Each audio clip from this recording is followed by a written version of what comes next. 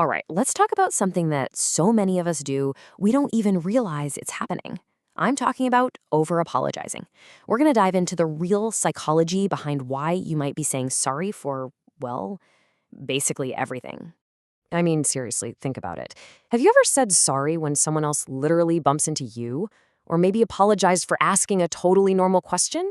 If you've ever felt like you're just kind of in the way, then yeah, you're in exactly the right place.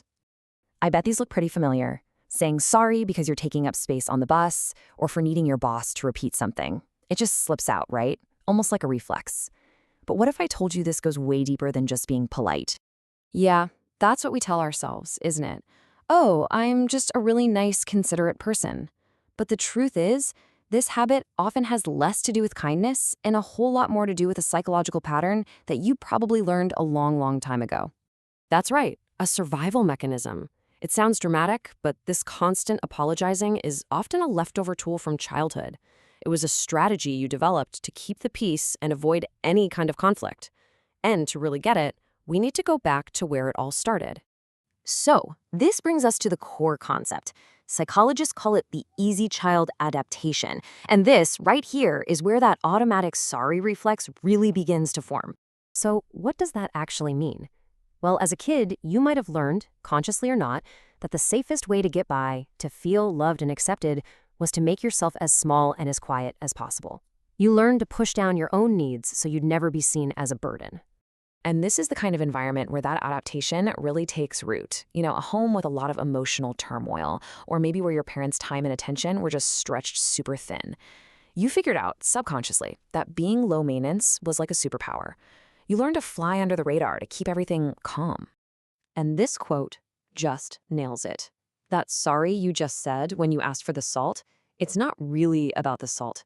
It's an echo from your past. It's that kid inside you still running the old program, trying to make sure everyone is okay and that you're safe. Okay, so that was the past. Let's fast forward to today. Because what was once a brilliant survival tactic when you were little can become a really limiting habit in your adult life. Just look at this then versus now. As a kid, not making waves worked. It kept you safe. But as an adult, that same instinct turns into hyper-independence. It makes you terrified to ask for help because that little voice in your head is screaming that you're going to be a burden. So now, as an adult, the sorry has a new job. It's not just about being quiet anymore. It's a preemptive strike. It's a shield you throw up to stop any possible conflict or annoyance before it even has a chance to start. This is the subtext. This is what you're really saying with all those apologies. It's a plea. I'm not a threat. I'll make myself smaller. Just please don't be upset with me. You're trying to manage everyone else's feelings for them. So what's at the heart of all this? This chart breaks it down perfectly. The core fears. For a chronic apologizer, a simple disagreement doesn't feel small. It feels like it could threaten the entire relationship. It feels like you're on the verge of losing acceptance completely. That's why the stakes always feel so incredibly high.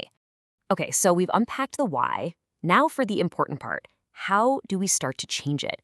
Breaking the cycle is all about reclaiming your space and truly believing that you're allowed to have needs. This is it. This is the absolute biggest mindset shift you have to make. You do not need to apologize for existing, for having an opinion, for needing something. You have a fundamental right to take up space in this world. Getting this deep into your bones is the foundation for everything else. All right, here's a super practical tool you can start using today. The next time you feel that sorry about to come out of your mouth, I want you to try this. First, just pause. Take one single breath. Second, ask yourself, wait, did I actually do something wrong here? And third, just acknowledge that you don't need to apologize for having a need or simply existing. So I'll just leave you with this to think about. Imagine all the energy you'd get back, the confidence you could build. What could you ask for? What could you create? Or who could you become if you just stopped apologizing for being you?